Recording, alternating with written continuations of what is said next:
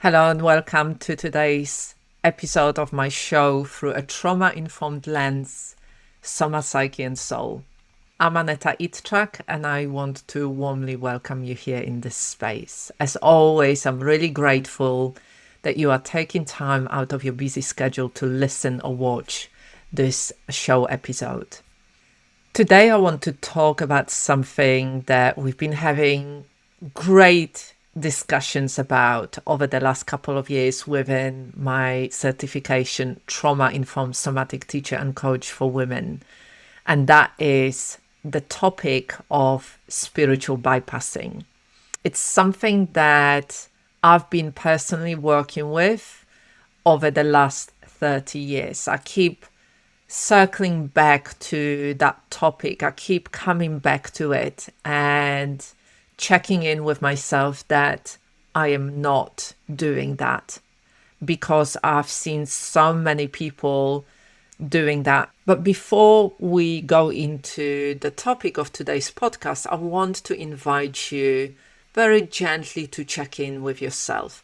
How are you in this moment? How are you in this moment on the level of your physical body, on the level of your energy? What is your breath, your energy, and your rhythm telling you about how you are in this moment? And then what's going on the emotional level? What are the emotions and feelings that are present for you here right now? And what's going on in your mind? What are the stories or thoughts that are going around in your mind? What is the commentary that is present here? And notice whether you feel connected to yourself, first of all, to your environment, your immediate environment, and to something greater than yourself. Something that I called simply life or source. You might have a different name for it. Taking all of those different levels of your experience and checking in also with your nervous system and what it tells you about the state that you are in right now in this moment. If there was one word that would really resonate with the wholeness of your experience, taking into account all of it, the Soma-Psyche-Soul, life, all of those different areas of your experience, bringing them into one. And then once you know that, ask yourself, what is it that you need? What is it that you need the most, knowing how you are right now? And it might be that you can meet that need in this moment.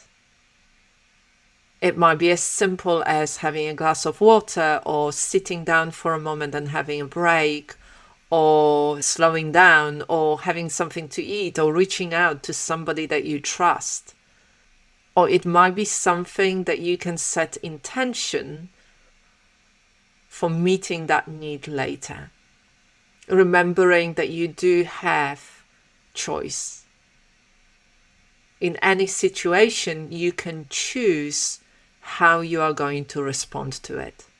So now that you've done this practice of arriving, reconnecting, meeting your needs, or setting the intention for meeting your needs, let me shift into the theme of today's show, and that is spiritual bypassing. So I want to be clear right from the beginning. This is not a criticism of spirituality. I'm sharing this conversation with you as a call to deepen your spirituality, to approach it not as a fluff or positivity or love and light, but in a somatic, embodied truth coming from presence and coming from fierce compassion. As a founder and creator of 160-hour Trauma-Informed Somatic Teacher and Coach for Women certification, and as somebody who's worked with thousands of clients over the last 25 years, initially in the social care with mental health and substance misuse, and later with child protection, and running my own business and training initially yoga teachers and now female practitioners in trauma-informed somatic approach, my work is rooted in understanding the nervous system, understanding physiology, creating nervous system safety, ethical way of being present, and spiritual wholeness. If you ever felt like you should just think positive or be more positive, move really quickly from grieving or experiencing the sense of loss, or reframing your pain into being filled with light, this episode is my warm invitation for you to slow down and come back to what's real in your body, in your emotions, and within your story, and in your inner wisdom. So let's start by naming what spiritual bypassing is and why it is important for us to understand it. Spiritual bypassing happens when we use spiritual ideas or practices to avoid or prematurely transcend our pain, our unmet needs, or speed up our growth. It's like putting a band-aid over a wound that actually needs tending to, that is still really too raw for us to put that band-aid on.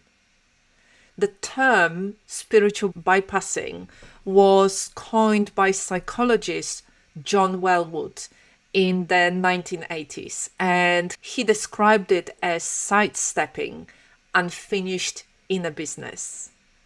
So how would it look in a daily life? Well, in a daily life, you might hear stuff like, just think positive or just be more positive, when actually you are experiencing grief or a lot of anger related to something that happened.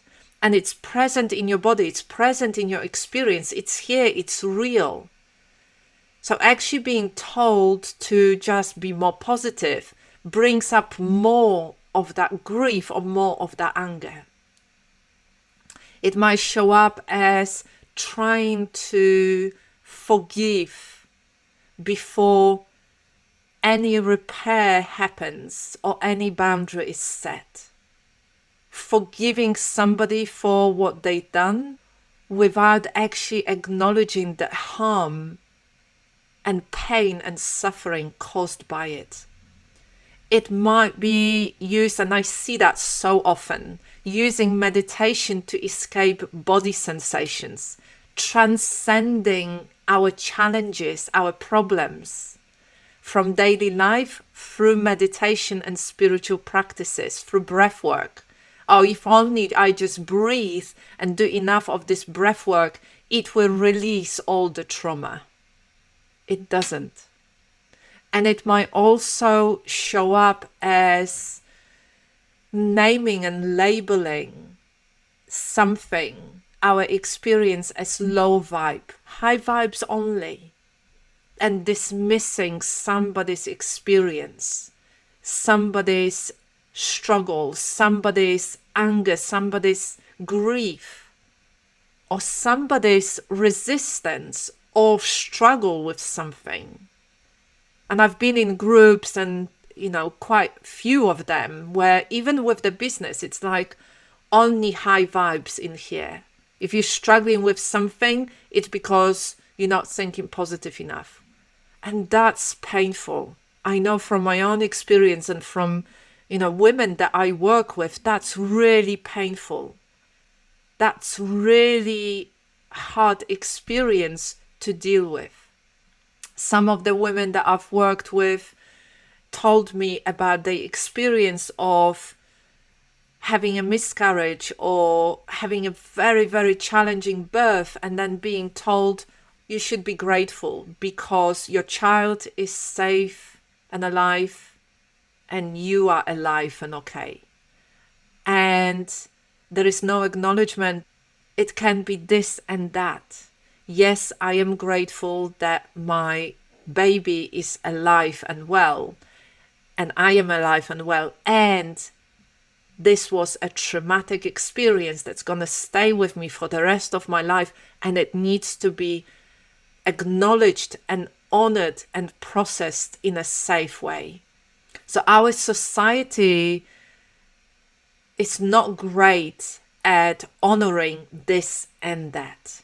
Our society is based on black and white way of seeing things. It's either this or that, not this and that. So why do we do a kind of thing like spiritual bypassing? Bypassing can really make sense to our nervous system, because our nervous system and our brain often want a sense of relief when there is a lot of activation and when it feels overwhelming or too much or too painful. And so when we look at the spiritual traditions and practices that offer us a promise of transcendence, sense of oneness that looks safe because they feel calm and unthreatening, and they would very clearly bring us sense of relief. But often they come with a very high cost. There is a lot of cultural pressure and a lot of toxic positivity within our society, and especially in the online spaces. And I really want to be clear here. I am not talking from the point of judging if you are doing any of those things, like using meditation to disconnect from your body, or doing breathing practices to help you transcend trauma or pain or suffering. I completely understand it, and I've done it myself as well in the past.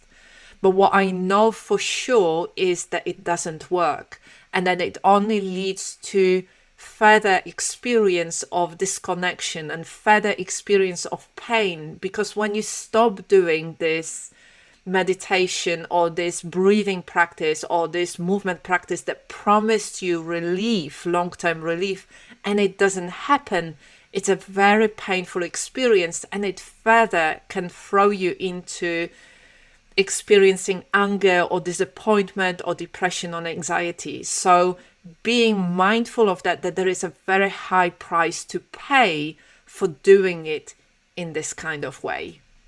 So let's get real here. How can it show up for your clients and for us as practitioners? So it can show up as not acknowledging the fullness of your experience, or the client not acknowledging the fullness of the experience. Doing practices like meditation and breath work to try to transcend the struggle, suffering, or trauma. It can show up as doing constant self-soothing before even being able to really drop into and tune in and experience what we are feeling. It can show up as jumping straight to affirmations and trying to silence the stories and the thoughts and the experiences within us. It can show as, for example, framing abuse as a soul contract and not putting necessary boundaries in place of saying no more to this kind of behavior. It can show up as trying not to rock the boat and not naming things as they are. Not wanting to show anger or experience anger because anger is challenging and it can feel threatening. But actually anger is a necessary response to somebody not honoring your boundaries or breaking your boundaries. It can show up as people-pleasing. It can show up as perfectionism. It can show up in so many different ways. For us as practitioners, it can show up as trying to do just mindset work without understanding or doing the nervous system work. It can show up as choosing being very calm rather than naming something that is happening and risking rupture. It can show up as using spiritual terms rather than admitting and taking responsibility for something not working or us being wrong or not right. And I'm not talking about it that it is abuse, it's just simply not acknowledging and honoring the truth of what's happening. And it can really make the healing and connection much harder. So what's the alternative? I want to introduce you to my approach, which is called the integrated Soma-Psyche-Soul coaching method. Within the integrated Soma-Psyche-Soul pathway, we start with step 1, which is called embrace. And this is the step that so often I see missing in many approaches out there. In this first step, we start with radical honesty. And we hold space for ourselves or for our client to arrive fully here. We allow to acknowledge and notice and honor what's here already. The physical sensations, the emotions that are present, the energy that we have, the stories that are repeated in our mind, the needs that we have. We name what's here with curiosity and with compassion. And that reconnects us with our power. It reconnects us with the sense of our agency, and it gives us choice. When we skip this first step, we so often feel disempowered because we are not fully aware and we don't fully acknowledge what's here already. And that means that we do not have a choice because it will still keep replaying within our being. And we focus on different aspects of our experience. We focus on Soma, we focus on Psyche, and we focus on Soul, all within the context of life itself. This model, the integrated Soma, Psyche, and Soul coaching method, is something that I created by bringing my experience over the last 30 years, the various trainings, the various approaches, my own therapy and process work and coaching, the spiritual practices that I've been doing. I brought it all together because all of those are important in the moment. Our society, our culture is built primarily on the power of the mind. And the mind is not everything.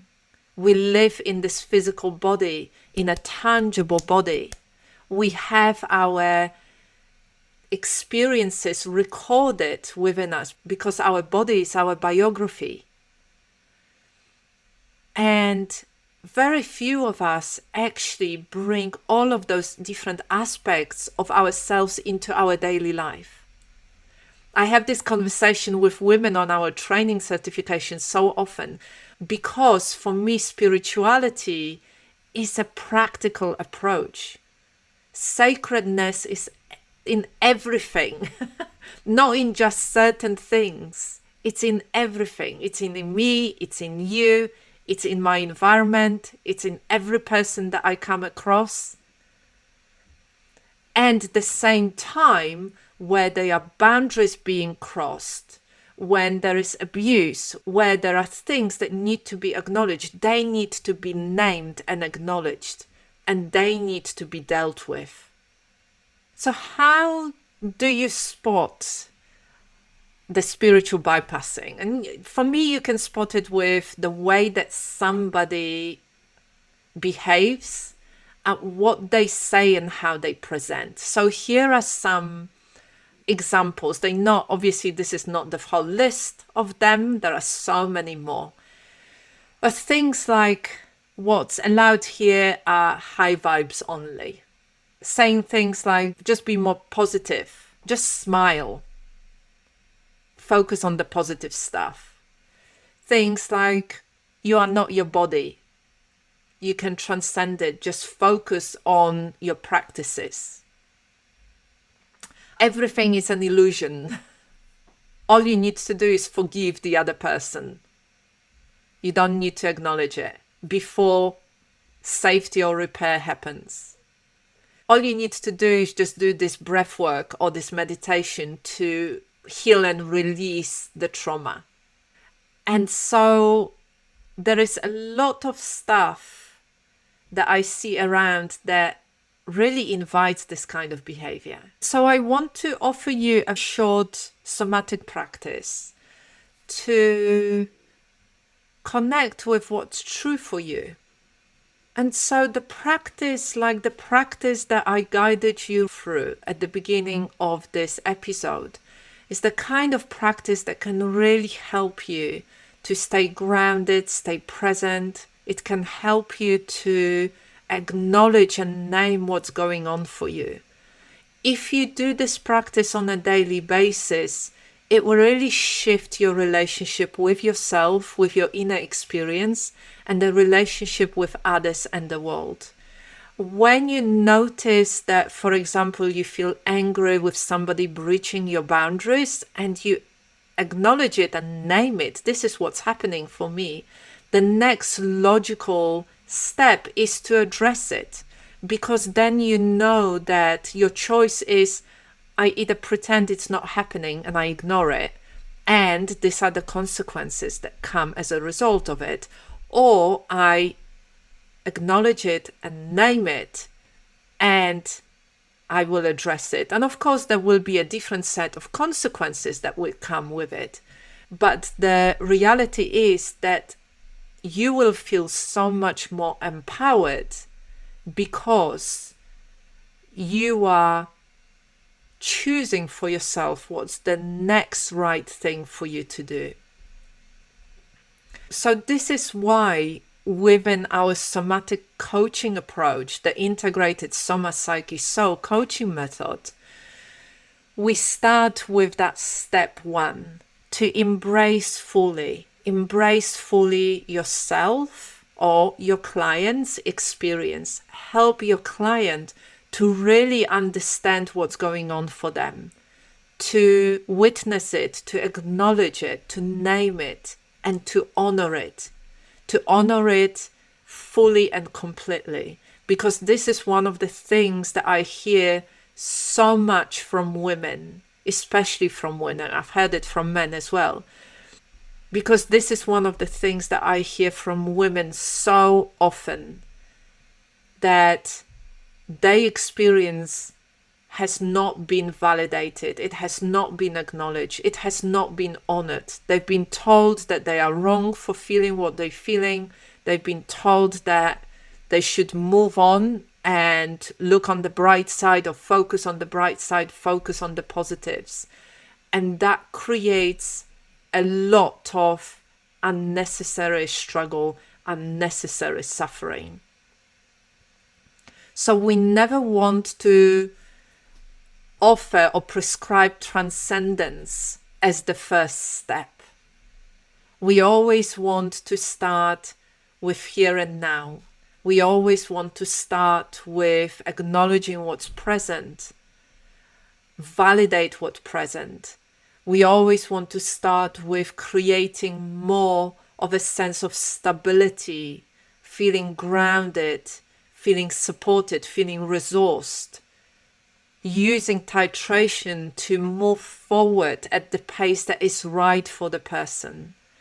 That validating emotions, experiences, and exploring the meaning of it for the person, rather than leaping to strategy or justification or forgiveness.